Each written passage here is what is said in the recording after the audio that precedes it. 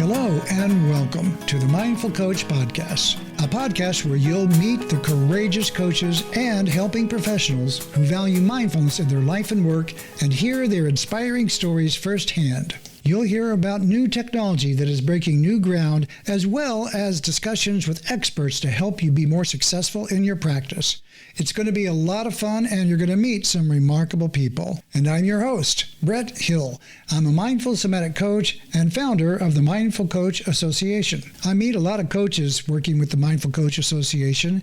I'm so inspired by their stories and the courageous work that they're doing that I created this podcast so you can hear them too. If you're aligned with this work, then join us at themindfulcoachassociation.com, where you can list your services for absolutely free and receive invitations to community meetings where you can network and meet your colleagues. We hope you'll join us. And now, the Mindful Coach Podcast. So welcome to the Mindful Coach Podcast. I'm your host, Brett Hill, and I have a special guest here today with me, Jeff Leisawitz, who is an amazing guy. I'm here to tell you, this guy is Mr. Creative. He has been working in the field of helping people find their creative expression, their passion, and lighting them up about that for as long as I've known him, which has been about 4 or 5 years now. And I couldn't wait to get him onto the podcast. He's a member of the Mindful Coach Association, where you can also find his listing there. And so welcome to the show, Jeff. It's great to have you here. Well, hello, and thanks for having me here. You bet. I want to read a little bit from your website here. It's jeffleisawitz.com. That's JeffLeisawitz, jeffleisawitz.com. And you can find him there to engage on his speaking and his conferences and his workshops and get his book. You have a book, right? What's your book? I've got 2 books. One is Not Effing Around, the No BS Guide for Getting Your Creative Dreams Off the Ground. And the second one, which isn't quite out yet, is called The Magical Impact of Storytelling, How to Open Minds and Connect Hearts. Beautiful. I love that. And that's what you say. He says, you're on a mission to inspire and teach storytellers and creators of every flavor to open minds and connect hearts with the words and stories to live their best lives and shine their magic. So that's really great stuff and so inspiring. How do you do that? How do you get people to connect to how to tell stories? What's alive in them that wants to come out? Like somebody comes to you and says, I feel like there's something here, but I don't know how to move it. What do you tell them? Sure. Well, the first thing is rather mindful. And Yay. As it turns out, it's to kind of slow it down, right? Take a couple breaths and just kind of center yourself. Because oftentimes, as you know, our brains are spinning around 1,000 miles an hour, and we're not really tuned to ourselves and to the world. And we don't even really know what we're trying to say, what we're trying to do, where we just have this feeling like we better do something. So once we get into a sort of quieter state like that, then we go into the why. Why do you want to tell your story or write your book or your any kind of story, really? I mean, I've worked with people with screenplays and abstract painters and dancers and stuff like that. And it's really always about story in one way or another. So we take a breath and dig into the why. Why are we doing this? Why do we want to tell the story that we want to tell? And often over time and in that discussion, the reasons and the story gets deeper, more centered in truth, in their truth and in their heart. And once we have the core of where we're going, we can then come up with a plan to expand that, to make an outline, to get a plan, to, actually do the writing. But you really need to know what you're really trying to do and why you are trying to do that, why this story matters to you. Because if it doesn't matter to you, it's not going to matter to anybody else, that's for sure. Oh yeah, right. So you're trying to connect to like what's important to you, right? What wants to happen there? How did you even get involved in the work of trying to help people connect to this kind of expression, this kind of creative work? What was it that moved you to move into helping other people? Mm-hmm. Well, I think I've always been a helper type, service kind of guy, and always been a creative. And I've written a million songs and a million stories and a million poems and screenplays and books. And, I'm into photography, and great photography is about storytelling too. We all want to understand this world, right? Our own lives, our own selves, and what the hell is going on out there, right? And how we can interact with it in some kind of useful, happy, and fulfilling way. So I have been teaching songwriting for college students for many years. Oh, interesting. Yeah. And what a great gig that is, teaching college students to rock. Like, yeah, right, exactly. Sort of like the dream job. So, a lot of that, besides learning how to actually do the recording and how the chords work and stuff like that, it gets into what are these lyrics about and why are you writing this, right? And who are you writing it for and who are you writing it to? Right. So depending on what because those can be very different, right? Who you're writing it for and who you're writing it to, right? Yeah. Wow. For sure. So, when you look at successful writers, they know their audience and they also know why they're writing the type of thing that they do. Like when you think of Stephen King, okay, huge, one of the most successful authors ever, really. This guy, if you see interviews and stuff, he talks about, I was always scared as a kid. Oh, interesting. Always scared. All these stories are really just me trying to overcome these childhood fears. So that's his why. He knows why. That's a lot of scary. It's a lot of scary. Right? And he also knows his audience. His audience is people who want to read this kind of thing. They also share these kinds of fears. So by understanding this and being good at it, and doing lots of work, obviously, you can create something powerful that connects with your audience.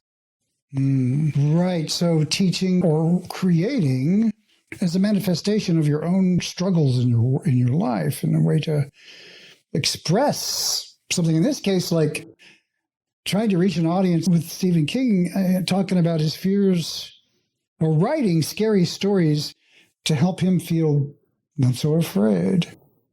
And what's really interesting for me is when we are really vulnerable and really open about our writing, our subconscious melts into our stories and characters. You don't necessarily even know that you're doing it, but if you start to look, you'll realize, hey, look at this character. What similarities does it have to me? What am I trying to work out through this character or through this story? Because really that's all it is. It's an externalization of our inner parts, where we can create some kind of drama, some kind of conflict, and have our characters in some interesting way overcome these things to make the change. And that's really what all stories are. Stories are really just about change. What is changing? And as humans out there on planet Earth, we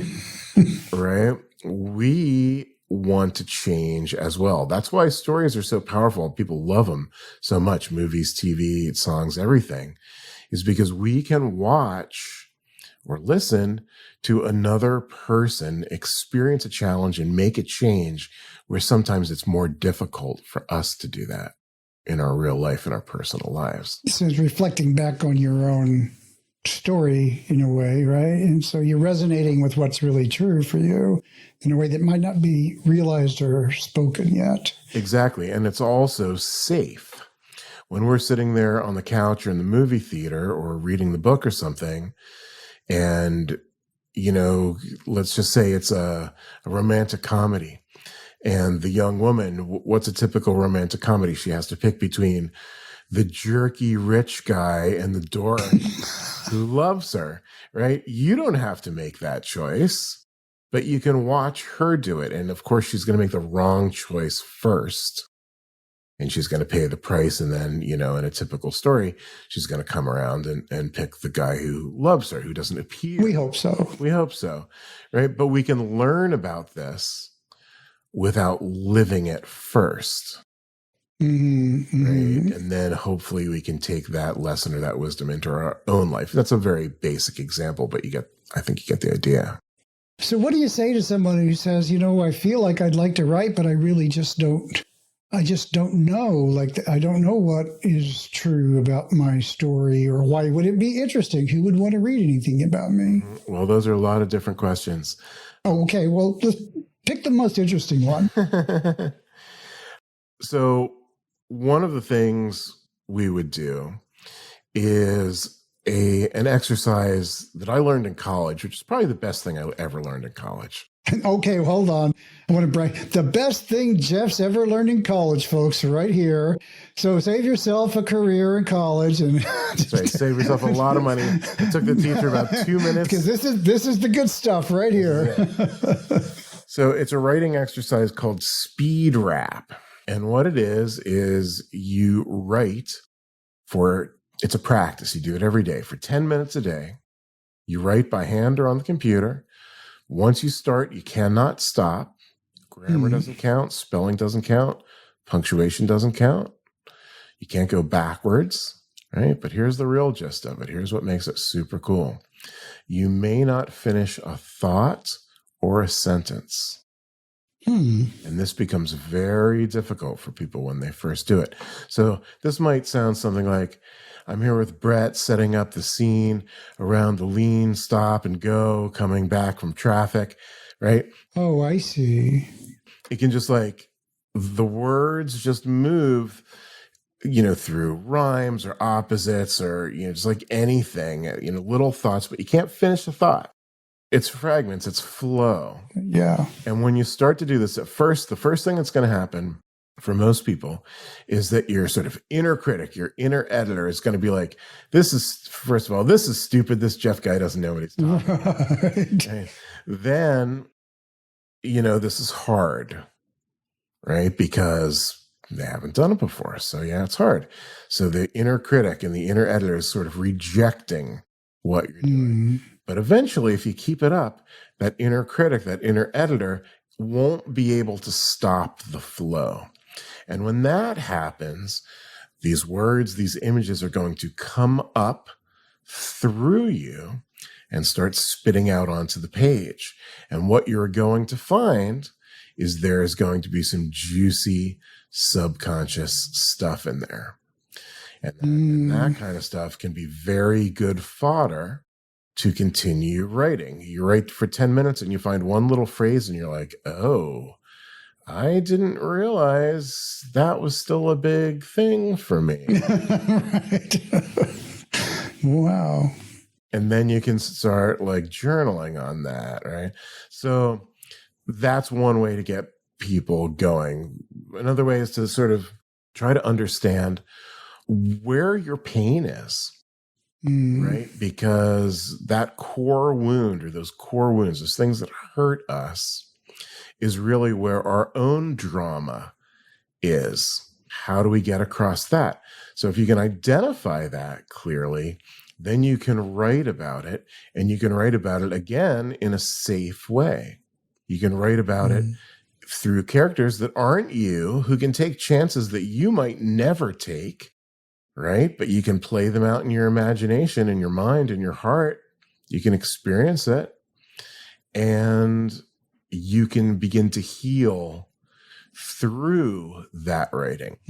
When you do this with skill and over time, and you get this out to a reader, somebody else is experiencing this, this is a tremendous gift that you give to them, because you're giving yourself, your gift of creativity, your expression, being seen through that and allowing someone else to see this expression. They will relate to it in the ways that they do, and they will know that they're not alone. And when you think back of your favorite songs and books and movies, I guarantee you, if you think about it long enough, you'll be like, oh, this is why I relate to this, because that character's struggle is just like my struggle. It's not the same. It can't be the same, right? But it can be thematically similar. Right, exactly. Oh, that's really beautiful. I love that. You're not alone. Not only are you healing yourself, you're healing others and you're healing the world in this way. Exactly. So one of my little riffs when I do my keynote and whatnot, at its best, storytelling is a way for us to be seen, expressed, healed, and connected. When we give our gift of creativity to the world, we become the gift because we show others that they can be seen, expressed, healed, and connected. And when we do this, we change from just a writer putting words down on a paper to the sort of undercover rock star ninja army that is really here to help connect and heal the world in these kinds of ways. Wow. I love that so much. It's resonating with me and I'm connecting because, I'm passionate about that same thing in the coaching world. It's like helping people as coaches be the best coaches they can be, not only heal themselves, but to heal other people. And in the process, we heal ourselves as well. So much of this just resonates with like when you're going to coach people, you often coach people about the very struggles that you've been through. And let's face it, you kind of always go through some version of those struggles, right? You get better, but you don't ever get in some ways like completely healed because when you're damaged, you get a little scar tissue where you're hurt, And so you remember, oh yeah, it was like that when I got hurt. And this is what I learned. And here's how I can connect with other people where things are a little fresher and a little more alive in terms of the woundedness. That's so beautiful. Yeah, I have this concept that I sometimes, mention out there in the world, and that is that coaches are not people who have it all together in whatever they're coaching, whether it's... Wait, what? No, really, it's true. Whether it's health or mindfulness or business or whatever these things are. But here's what coaches are. Coaches are people who are committed to walking the path to get as close as they can, and then to use that information, wisdom, whatever, experience to help others. Yes, that becomes the mission in a way whenever you've done your quote-unquote work and you connect to what's true, resourceful, and whole in you. What emerges from that in myself and in many other, and in coaches in general, it's like when I asked you, what is it that led you? You said, well, I've always been a helpful person. So I kind of would like to know more about that. Like, how did you discover that you were a helpful person? Wow, good question. How did I discover it? Well, I don't think I noticed it in myself when I was young at all. However, as I got older, I still didn't discover it in myself. What I discovered was that so many other people in the world were not particularly helpful. So it's a little bit of, I want to help more than everyone else around me, it seems like. I just kind of want to. But it isn't even want to. It's like, this is what I do. And then when I look around and I see everybody else, let's just say I'm 75% helpful or whatever, and I look around and I'm like, well, like most of the world is 20% helpful. Well, I guess I'm helpful in relation to them. There's certainly more helpful people out there, right? Than myself. But how did I know that I was this? I think it was by looking at my relationship to others. And at some point, though, you decided to take it a step further to actually align with, I'm going to help people professionally. Right, exactly. None of this was on my radar when I was younger. I just didn't even think of it or know it. I was all into pursuing my rock star dreams and writing screenplays and all this kind of stuff, which completely informs what I'm doing now. but it wasn't within the context of coaching, right? And then at some point, I got into NLP. Oh, yeah. Because I had neuro-linguistic programming, and I practiced that for a while. And the reason I got into that was because when I was about 20 and I was in bad shape in a lot of ways, I miraculously found myself to an NLP practitioner, and in several sessions literally changed my life. It was blown away. And then, 15 years later, I got into the training and started doing that. And from there, it kind of moved into the coaching. So something happened in NLP that you said saved your life, like that connected you up somehow with something deeper? Am I guessing here? Oh, yeah. At the root of it, it was understanding that the subconscious is driving the whole thing. We love, as humans, to think our little sort of tiny, like microscopic awareness at the top of the iceberg, is driving the show. And it appears to be, right? But it's not, right? So the subconscious pieces of us are, might be considered either, and this is a generalization, but either helpful or not. If you believe subconsciously that you're a strong person who's good looking and can get stuff done, well, that's a pretty good subconscious belief. You might as well hold on to that one. But if it is something like, when things get hard, I quit. Things aren't worth it. Well, then you can look back and see like about 1,000 times where you've quit in the past 20 years. That's not a helpful piece to your life, right? It's just not going to get you anywhere. And most people want to get somewhere. So, yeah, that's really rich. I totally resonate with that in terms of, unless you've done the work of doing your inner work and really, really seriously looking at how do I do myself in the world. I guess I sometimes have these conversations with myself when I'm imagining explaining something to other people, like people who might not really have that much going on.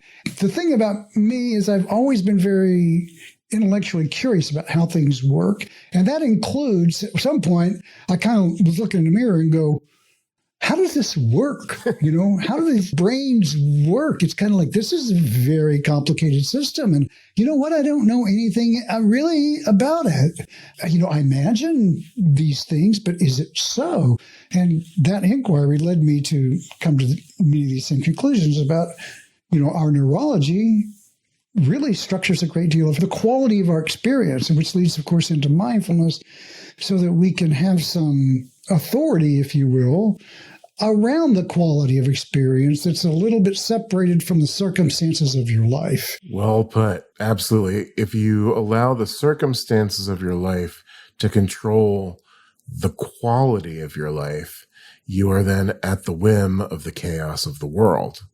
Yeah. That was a pretty good quote. I might want to quote myself on that one. Here we are, folks.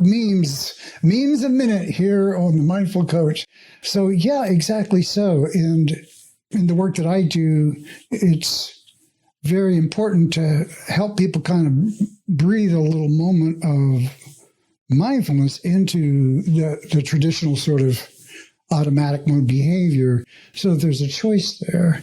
And you begin to then be able to study the dynamics of, oh, I want to be reactive because this guy said my work wasn't good enough, and I can just hear my brothers and my mother saying I'll never amount to anything, and it triggers all of that. And so you have this outsized reaction, and you really don't want to have an outsized reaction. Instead of being reactive and saying, well, you don't know how hard I worked, and who are you? You go, tell me more. What's really true? Why? That's a conscious choice. That's a big decision, right there. Absolutely. The more conscious we can be, the more we can guide our lives and create our own destinies rather than being driven by the subconscious. Well, and the thing is, I think, I'm not trying to take over the guest slot here, but I know we're aligned on this. It's like, doesn't come naturally. You have to create that capability. And so the exercises you're talking about, which I really appreciate, are like, what do you call the writing? Speed rap? Jam, the writing. Speed rap? Yeah, the rap. That really opens the door to that unfiltered process. So you disrupt the normal neurological processing and let something new happen. Absolutely. That's really key, I think, is engaging new stuff so that you can find out who you are in new ways. Yes, absolutely. So what are you doing these days that's inspiring to you? Are you engaging in any kind of newness, or you've got your new book that's coming out? Like, what was it that got you connected to your new topic, your new book? Well, the new book is based on my keynote speech, The Magical Impact of Storytelling, How to Connect Minds and Open Hearts. I wrote and rocked the speech. I figured I might as well just make a book out of it. So that's that. And, you can reach people in different ways because they can't always hear you, speak at an organization or company or some marketing conference or something like that. So that's part of what's going on there. Yeah. Other things that are interesting to me right now, I am a sort of part-time filmmaker. I am currently making a music video vampire short film. A vampire short film. Well, that's something you don't hear every day. Yeah. Well, the funny thing is I am sort of into vampires, I guess, but I'm not really into horror at all. So it's really not that scary, but there is a vampire in it. The unscary vampire. Cool. So that sounds like a fun part. So filmmaking. So let's run through the things. So there's keynote speaking, there's being an author, there's movie making. And I remember we've talked before, you play instruments. Mm-hmm. Yep. I play guitar and bass and program beats and, bass lines. I do all kinds of that music stuff. And you were teaching songwriting. Yeah. That, and, I'm into photography. I'm really into a whole lot of different creative forms. And I have been, since I've been young. I just love all this stuff. And I love that technology can allow us to do some of these things at very high qualities for very low cost. So that's just cool. That is cool. So I'm wondering if in all of this, exploration and all these talents and all, it's like the thing that's moving you is like we talked about before, in the work I've seen you do, really actively in trying to inspire people. It feels to me. And your first book, not effing around, it's kind of like, let's get serious about this, folks. I have a copy of it, and I went to your workshop too, which was really, really good on writing. And so there's like this, wanting to help people connect. Can you talk a bit about what it is that really helps people kind of connect to like what it is that wants to happen? And then we talked a little bit about this before, but I guess what I'm looking for is like a story. Like, do you have a situation where you found that this was really helpful or specific? That one technique was great. Is there anything else in the wheelhouse that you would say, oh, I found that this was really useful with writers or artists? Well, let me give you a scenario. People who are blocked, you hear about writer block all the time. If somebody comes to you and says, I just am completely blocked, what might you suggest to them? Well, I'd probably start with that exercise. But besides that, one of the reasons why people get blocked, whether it's in writing or anything else, is because they get too serious about it. Like it matters too much to them. It has to be perfect. Oh, I see. That kind of thing. So I've done workshops and I work with clients like this sometimes where we consider the art of the ephemeral. Okay, so if you think back of the Buddhists with the sand paintings, the sand mandalas, you know what I'm talking about? These monks go out there, they put the colored sand in this big, beautiful mandala, on the concrete of the temple. And then they say a prayer and they sweep it away. They work on this thing, 3 or 4 guys for 2 weeks and they sweep it away. And they're magnificent creations, they're incredible. Beautiful. And the concept is non-attachment to the outcome. So what I like to do with clients is exercises like that. We don't use, sand and mandalas generally, although that would be fun. I'm like, write something and rip it up, literally destroy it, rip the paper. And people get very freeing feeling by literally destroying the thing that they just created, right? Because it shows you that it is not that important. Mm-hmm. It is both sacred, what we create, and it is nothing, right? So in college, I had this pottery class. I thought this was amazing. So the teacher teaches us how to make the bowl, on the wheel and all this and that.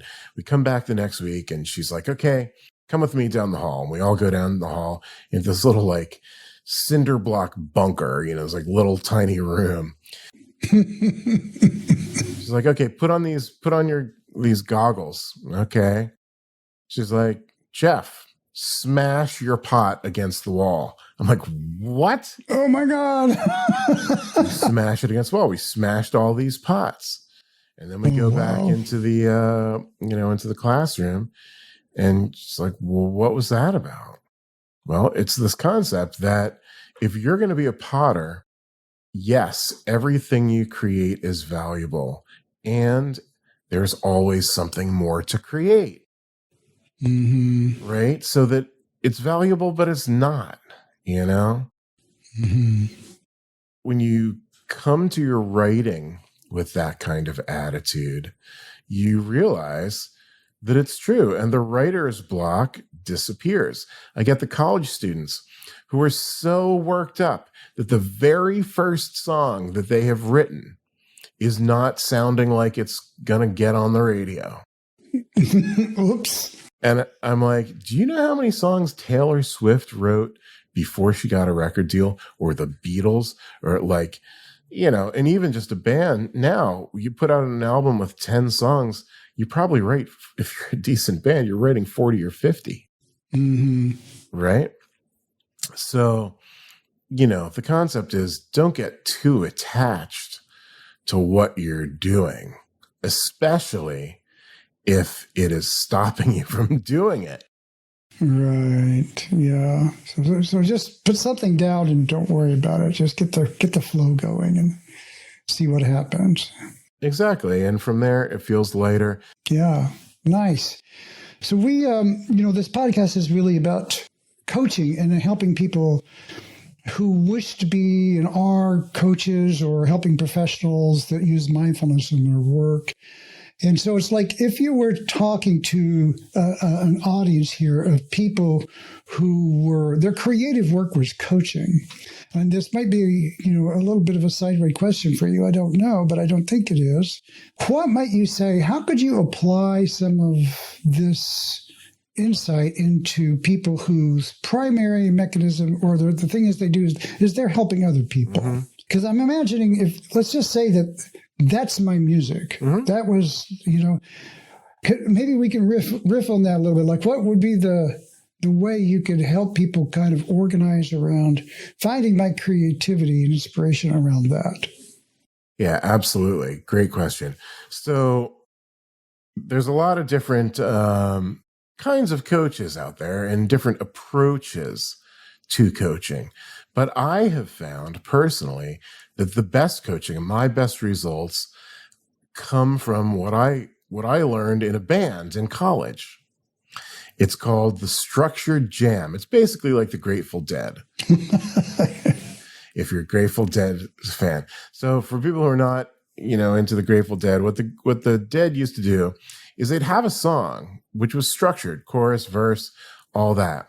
However, they would also go way into the jams. These guys would go way into outer space to just like explore and be curious about what the music could do. And sometimes it was a sonic disaster, and other times it was more heavenly and beautiful than what any human could write. Okay. So that's what the Grateful Dead do. I bring that, and I suggest you, or, coaches out there, bring this to their coaching. If you're too structured in what you're doing, you ask a specific set of questions exactly like this, or do these exercises all in a row, that is actually limiting. Mm-hmm. Right? If you go totally the other way and it's like, hey, what's up, man? And try to coach it like that, that's too much of the jam. Mm-hmm. Right? But if you can find that balance between what is your system, where are you trying to take this thing, where is this going, right? That's the structure. And then really be curious, right? Without the agenda of the answer or where this thing is going. That's where you're going to find the real juicy stuff. And by the way, that will keep you on your toes as a coach, because since you don't know what's coming, you have to marshal your own resources, right? And be mindful yourself so that you can react in a way that's helpful for your client. Beautiful. I love that. It's like a coaching jam. It's a coaching jam. Yeah, that's all it is. Wow. I think we invented something. Yeah. Coachingjam.com, coming to you courtesy of the Mindful Coach Association. Wow, this has been so fun. So how can people connect with all this goodness that you're doing? Mm-hmm. Well, best bet is just hop on my website, jeffleisawitz.com, if you can spell that properly, or Brett, if you put that in the show notes. I'll put it in the show notes. Yeah, you can also get the book or books on Amazon. If you come to my site, there's tons of blog posts and stuff like that with all kinds of things on there. And then I'm very happy to do complimentary coaching sessions with people. So just, sign up for that. Nice. And you can also find his listing at the mindfulcoachassociation.com as well. So you can find him there and find links to his resources and his social media, which I would recommend because he puts out some awesome notes via email periodically. It's really always great to touch that fire, coming out of your social media thread. I really like that a lot. So thank you so much for joining us on The Mindful Coach. I really appreciate it. And any parting phrases, any parting words? Just thank you for being here. Always great talking to you. Great. Thank you so much, Jeff. It's great to have you on the show. Take care. And that's a wrap for this edition of the Mindful Coach podcast. We hope you enjoyed this presentation. And if you did, follow us and leave us a review. If you're a coach or helping professional that values mindfulness in your work, browse over to mindfulcoachassociation.com and create a free community profile describing your services so the world can find you. And you'll be invited to exclusive community meetings where you can meet your colleague. I'm your host, Brett Hill, founder of the Mindful Coach Association, coach and coach trainer teaching the Mindful Coach method. You can find out more about me at themindfulcoach.com. Until next time, stay present.